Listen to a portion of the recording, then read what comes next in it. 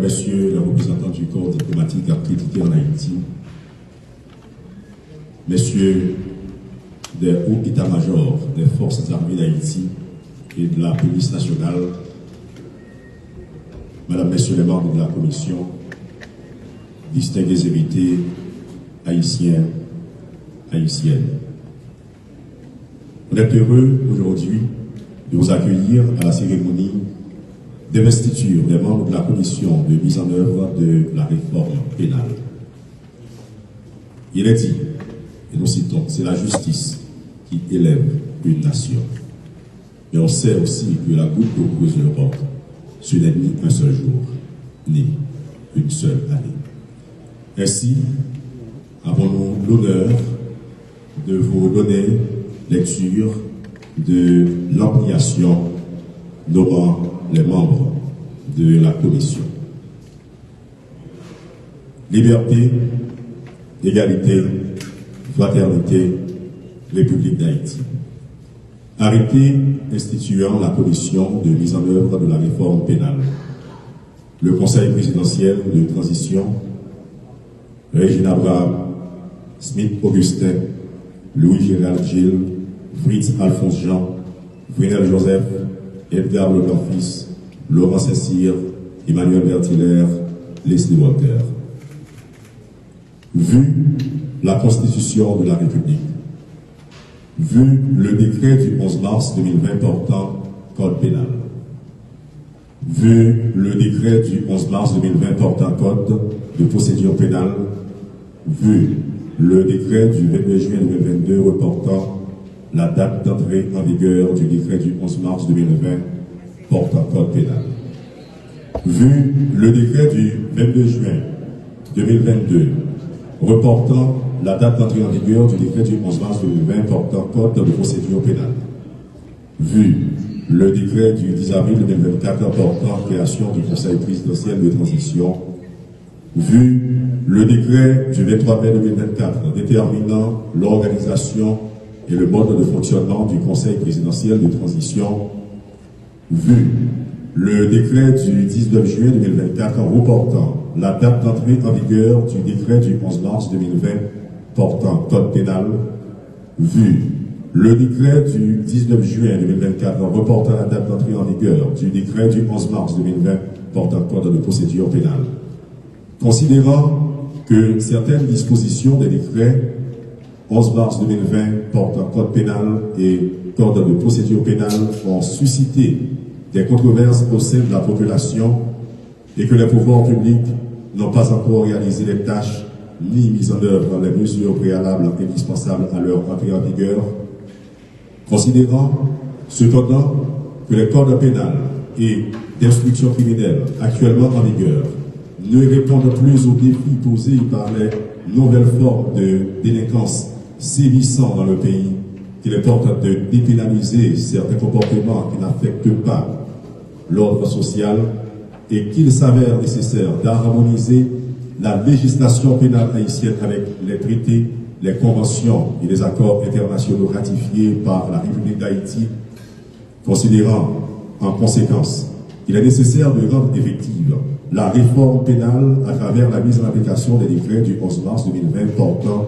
Code pénal et Code de procédure pénale, considérant que le nouveau Code pénal, en son article 1033 et le Code de procédure pénale, en son article 1363, prévoit l'institution et la mise en œuvre d'une commission de mise en œuvre de la réforme pénale, considérant qu'il est urgent de prendre toute mesure facilitant la mise en œuvre de cette réforme compte tenu du retard enregistré et eu égard au nouveau délai prévu pour l'entrée en vigueur de ces codes par les décrets du 19 juillet 2024 subvisés, considérant qu'à cet effet, il est nécessaire d'instituer la commission de mise en œuvre de la réforme pénale sur le rapport du ministre de la Justice et de la Sécurité publique et après délibération en Conseil des ministres, arrête. Article 1. Il est constitué une commission de mise en œuvre de la réforme pénale. Article 2. La commission a pour mandat notamment d'évaluer les décrets du 11 mars 2020 portant code pénal et code de procédure pénale et faire toutes recommandations et propositions nécessaires en ce qui concerne la meilleure stratégie à adopter pour leur mise en application effective. Article 3. Les recommandations et propositions de la Commission sont adressées au ministre chargé de la Justice pour les suites utiles. Article 4. La Commission est composée de techniciens et d'experts ayant une grande compétence en matière de rédaction législative et réglementaire. Article 5. La Commission est composée des personnalités suivantes. Monsieur Pierre-Richard Casimir, président. Monsieur René Magor, membre. Monsieur Jean-Joseph Exubé, membre. Monsieur Edex Jean-Charles, membre. Monsieur Patrick Pierre-Louis, membre. Révérend Père Kenel Sénatus, membre. Magistrat Wando Sévillier, membre. Madame Yudeline Chirizard, membre. Monsieur Robert Après-Joseph, membre. Article 6. La durée du mandat de la Commission est de 10 mois. Article 7. Une fois installée, la Commission définit en toute autonomie son mode de fonctionnement, sa méthodologie et son plan de travail. Article 8. Chaque mois, à partir de la date de son installation, la Commission est tenue d'informer le ministre de la Justice par un rapport détaillé de l'état d'avancement de la réalisation des tâches préalables indispensables à l'entrée du nouveau code pénal et du code de procédure pénale. Ce rapport est transmis sans délai au Premier ministre et au Conseil présidentiel de transition. Article 9. Les organismes de l'État fournissent à la Commission toute la collaboration nécessaire. Article 10. L'État met à la disposition de la Commission tous les moyens nécessaires à l'accomplissement de son mandat. Article 11. Une ampliation du présent arrêté sera remise à chacun des intéressés. Article 12. Le présent arrêté sera publié et exécuté à la diligence des ministres de la Justice et de la Sécurité publique et de l'économie et des finances, chacun en ce qui le concerne. Donné au Palais national à Port-au-Prince le 17 juillet 2024 en 221e de l'indépendance, signé par le Conseil présidentiel de transition. Pour le Conseil présidentiel, le conseiller président Edgar Le Dorfus. Pour le gouvernement, le Premier ministre Gary Conille, le ministre de l'Intérieur et des collectivités territoriales Gary Conille, le ministre de la Justice et de la Sécurité publique Carlos Hercule, la ministre des Affaires étrangères et des cultes Dominique Dupuis, la ministre des Haïtiens vivant à l'étranger Dominique Dupuis, la ministre de l'Économie et des Finances Marie D. à Kathleen Florestal, la ministre de la Planification et de la Coopération externe Marie D. à Kathleen Florestal, le ministre de l'Agriculture, des Ressources naturelles et du Développement rural Vernet Joseph, le ministre des Travaux publics, Transports et Communications Raphaël Osti, le ministre du Commerce et de l'Industrie James Monazar, le ministre du Tourisme James Monazar, le ministre de l'Environnement Moïse Jean-Pierre, le ministre de l'Éducation nationale et de la formation professionnelle Augustin Antoine, le ministre de la Culture et de la Communication Augustin Antoine, le ministre des Affaires sociales et du Travail Georges Wilbert Franck, le ministre de la Santé publique et de la Population Georges Fils-Brignol, la ministre de la Condition féminine et des droits de la femme Marie-Françoise Suzan, la ministre de la Jeunesse, des Sports et de l'Éducation civique Yolandine Sarah Dynalis Octavius, le ministre de la Défense Jean-Marc Berthier. Comme inscrit dans l'arrêté, on va procéder l'instant présent à la remise de l'ampliation à chacun des intéressés. Et on fait appel au chef. On invite le Premier ministre, Dr Gary Conille. On invite le ministre de la Justice. Tandis que moi, de mon côté, je procède à la lecture des noms.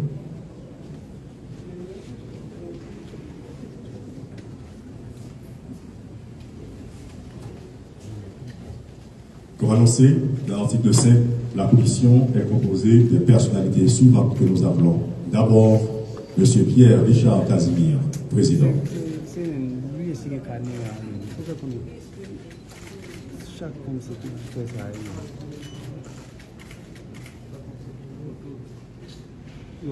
Puis nous appelons Monsieur René Laloire, membre.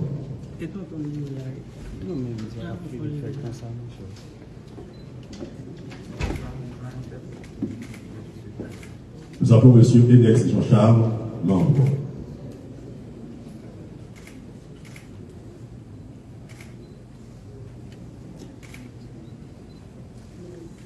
Nous appelons Monsieur Patrick Pierre-Louis, membre.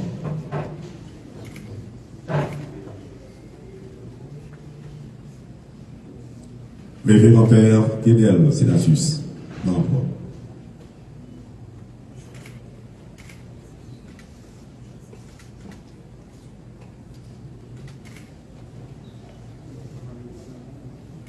Magistrat Wando Sévillier, membre.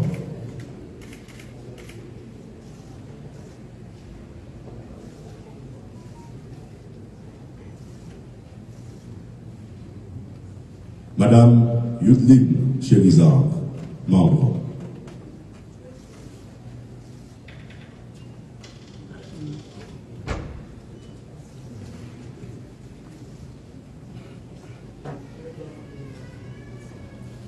Et finalement, M. Robert Appoint Joseph, membre.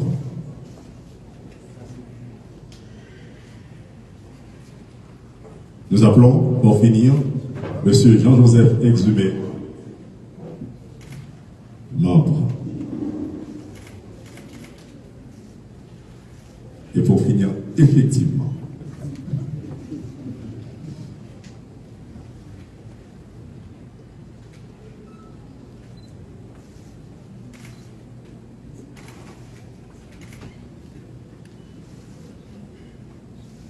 nous invitons les 9 membres de la commission à se joindre au président du conseil présidentiel, au premier ministre et au ministre de la Justice pour une photo.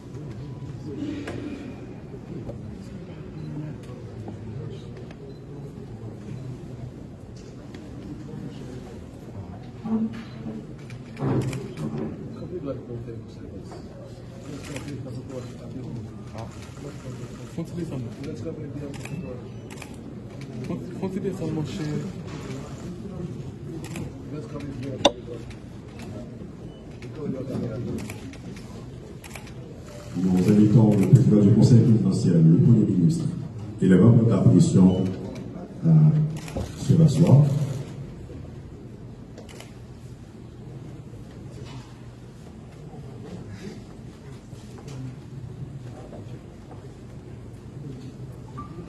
Et sans transition, nous passons la parole.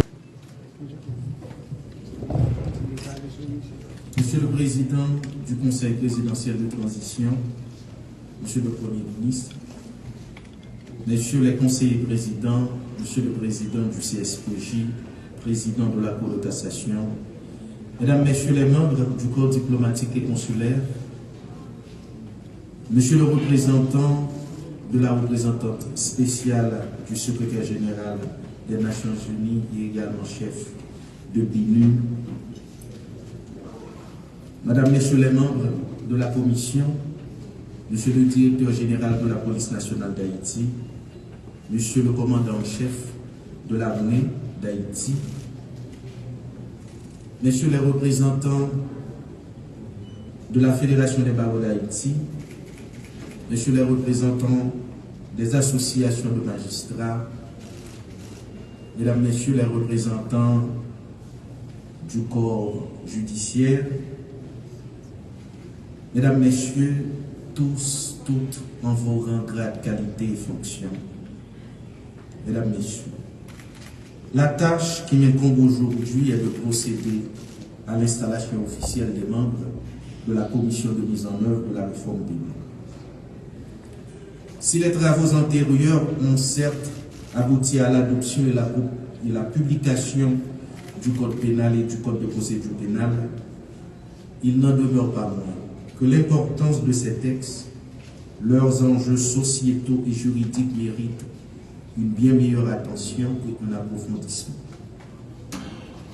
Tout cela à la lumière des attentes et des souhaits du monde de la judicature, de la basoche, mais surtout du peuple haïtien dans toutes ses composantes. Ainsi, Madame, Messieurs les membres de la Commission, le travail à réaliser est délicat, ardu et difficile. Il s'agit de tenir compte tout à la fois des pesanteurs sociologiques haïtiennes, de la nécessaire évolution des mentalités, de la modernisation de nos codes et de la production de textes normatifs en phase avec notre environnement national, régional et international. Il s'agit également de ne point bousculer les mœurs et coutumes haïtiennes, mais au contraire de prévoir dans vos réflexions ce que sera notre société dans 15, 20 et 50 ans, car nos textes législatifs ne sont pas élaborés pour hier et aujourd'hui, mais surtout pour demain et le futur. Ici, je reconnais la complexité et la difficulté de la tâche qui vous attend, de la mission dont vous êtes investi dans un monde en constante mutation. Mesdames, Messieurs les membres de la Commission, ce canevas théorique que je viens d'esquisser ne constitue en rien un cadre méthodologique de vos travaux. Vos longues expériences dans le domaine du droit et de la justice, l'expertise que vous avez acquise dans vos pratiques quotidiennes dans nos cours et tribunaux, les inexactitudes et les manquements que vous avez su relever dans nos codes et dans nos codes pénals et codes d'instruction criminelle, l'actualisation nécessaire des dispositions dont la plupart sont vieillies et jaunies avec le temps témoigne, s'il en était besoin, de l'importance que l'exécutif accorde à vos réflexions et à vos travaux. Vous saurez, je n'en doute une seconde, concilier les contraires pour produire une œuvre équilibrée de qualité, appelée à régir et à réprimer les infractions à l'ordre social et à la vie commune qui sont les garants d'une société de droit, de justice et de liberté. Il ne me reste qu'à vous souhaiter du succès dans vos travaux, avec à l'esprit la limite de temps qui vous est impartie, dont je demeure convaincu, vous en ferez bon usage. Bonne chance, Madame, Messieurs les membres de la Commission. Tout l'exécutif vous accompagne dans cette œuvre nécessaire et essentielle à l'état de droit démocratique haïtien direct, le feu bâtonnier Montfleury d'Orval. Je vous en remercie. Jean Casimir.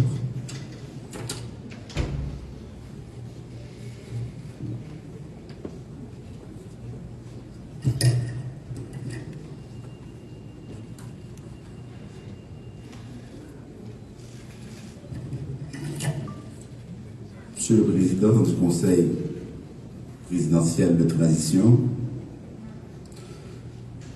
Madame, Messieurs les conseillers présidents, Monsieur le Premier ministre, Monsieur le Président du Conseil supérieur du pouvoir judiciaire et également Président de la Cour de cassation, Monsieur le ministre de la Justice, Mesdames, Messieurs les membres du corps diplomatique et consulaire, Monsieur le représentant de la représentante du secrétaire général des Nations Unies et chef du BINU, Monsieur le directeur général de la police nationale d'Haïti, Monsieur le commandant-chef des forces armées d'Haïti, doyen, commissaire du gouvernement, membre du CSPJ, commissaire de la Cour de cassation, avocats, chers collègues et membres de la commission, distingués invités, mesdames, messieurs. Qu'il me soit permis, tout au début de mes propos, de remercier et de saluer la sagacité, la perspicacité et le sens d'ouverture du président et des membres du Conseil présidentiel de transition, le Premier ministre et le ministre de la Justice, d'avoir bien voulu faire appel à des personnalités connues pour leur dévouement et les travaux effectués dans le domaine du droit et de la justice, afin d'apporter leur collaboration dans le domaine de la réforme pénale et plus particulièrement à la réforme du code pénal et du code de procédure pénale. Vieux de 2 siècles environ, ces textes normatifs régulant la vie sociétale sont dépassés, désuets, surannés, antédiluviens. Il est apparu donc opportun et indispensable de les actualiser, de les moderniser, de les adapter aux nouvelles réalités sociologiques et juridiques du milieu ambiant et aussi de tenir compte de l'évolution du droit et de la justice dans le temps et dans l'espace. Depuis près d'un quart de siècle, plusieurs initiatives ont vu le jour. Plusieurs groupes de travail et commissions se sont succédés et ont produit des travaux et réflexions. Les plus concrets et les plus contraignants ont donné naissance à la promulgation des codes pénals et codes de procédure pénale en juin 2020. Il avait été prévu une période de vacation légiste de 2 années, c'est-à-dire une période au cours de laquelle des mesures et dispositions devraient être prises en vue de la mise en application de ces nouveaux instruments juridiques. Malheureusement, force est de constater que rien n'a été fait dans l'intervalle. Aussi, faut-il reconnaître que plusieurs dispositions qui sont insérées dans les codes font l'objet de controverses et de critiques par divers groupes et diverses composantes de la société. Des réflexions, des opinions et des prises de position ont été rendues publiques sur le sujet. Des rectifications et des clarifications méritent d'être apportées.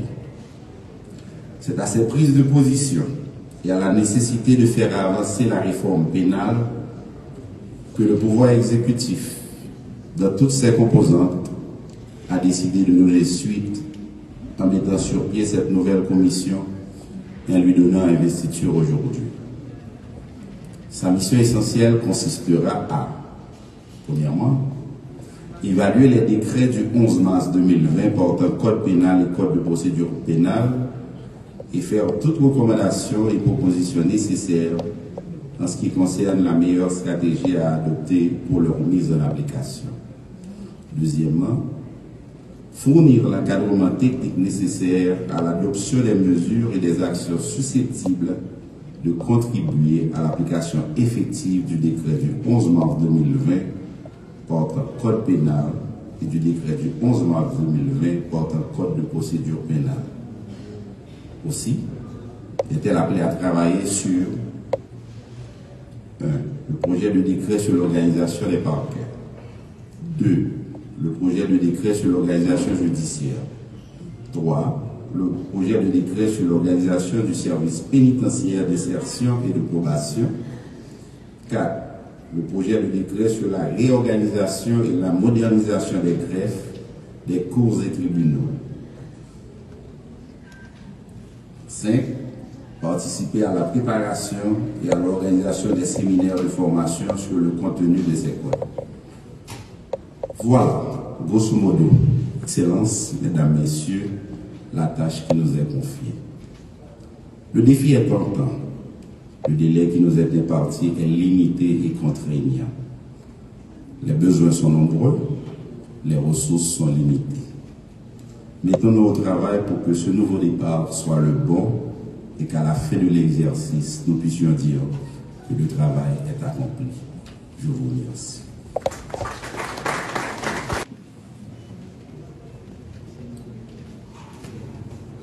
Messieurs les conseillers présidents du Conseil présidentiel de transition, Monsieur le Premier ministre, Monsieur le Président de la Cour de cassation, Monsieur le juge,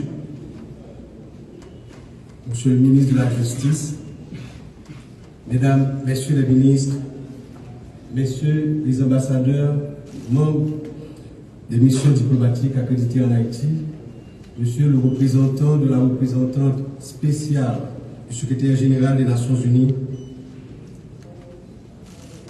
Messieurs les hauts dignitaires du système judiciaire haïtien, Monsieur le commandant en chef AI des Forces armées d'Haïti, Monsieur le directeur général de la police nationale d'Haïti, Mesdames, Messieurs les membres de la commission de mise en œuvre de la réforme pénale, distingués invités, Mesdames, Messieurs,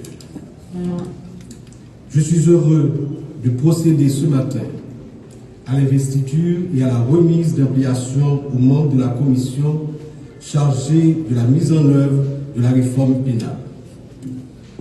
L'initiative de revisiter le code pénal haïtien d'inspiration napoléonienne a toujours été saluée par tous les secteurs de la vie nationale. Vieux de 189 ans, car promulgué le 11 août 1835, le code pénal devait être revisité depuis fort longtemps. Plusieurs tentatives ont été faites, mais aucune n'a abouti à la révision du code pénal. Le 11 mars 2020, le code pénal et le code de procédure pénale ont été publiés au journal officiel de la République, en dépit des réserves, somme toute légitimes, que des avocats, des militants des droits humains, de nombreux acteurs du système judiciaire haïtien ont exprimé sur cette œuvre. Si les nouveaux codes pénals et de procédure pénale ont été adaptés aux mutations nombreuses de la société haïtienne, des articles en nombre important ont été contestés. Face aux contestations de plusieurs secteurs de la société, dont le secteur religieux, la mise en application de la réforme a été reportée à 2 reprises. Pour mettre un terme au report en cascade de cette réforme pénale indispensable pour la survie de la nation, le Conseil présidentiel de transition, conjointement avec le gouvernement, a décidé d'instituer cette commission dont la mission consiste à évaluer les 2 codes et à faire les recommandations appropriées pour que la réforme pénale, si nécessaire, soit effective. Madame, Messieurs les commissaires, confiant dans vos compétences et vos expériences professionnelles, je compte sur vous pour la mise en application des 2 codes dans le délai imparti conformément au prescrit de l'arrêté. Pour y arriver, les rapports d'étape se révèlent utiles. Le gouvernement mettra à votre disposition tous les moyens nécessaires pour arriver à la réforme de nos 2 codes, tout en faisant taire les contestations qui ont marqué chaque tentative de mise en application. Pour cela, en tant qu'expert, vous allez sans doute reformuler, supprimer ou contextualiser les articles controversés en vue de satisfaire le maximum de secteurs de la vie nationale pour qu'enfin, après 189 ans, le pays puisse disposer d'un code pénal et d'un code de procédure pénale qui tiennent compte des infractions liées à la mondialisation. Madame, Messieurs les commissaires, la tâche à abattre dans ce court délai se révèle un travail intellectuel ardu, long, minutieux. Que la volonté de faire œuvre qui vaille et le patriotisme qui vous habite vous accompagnent et vous animent dans cette noble mission qui vous est confiée. Je vous souhaite du courage et bon travail.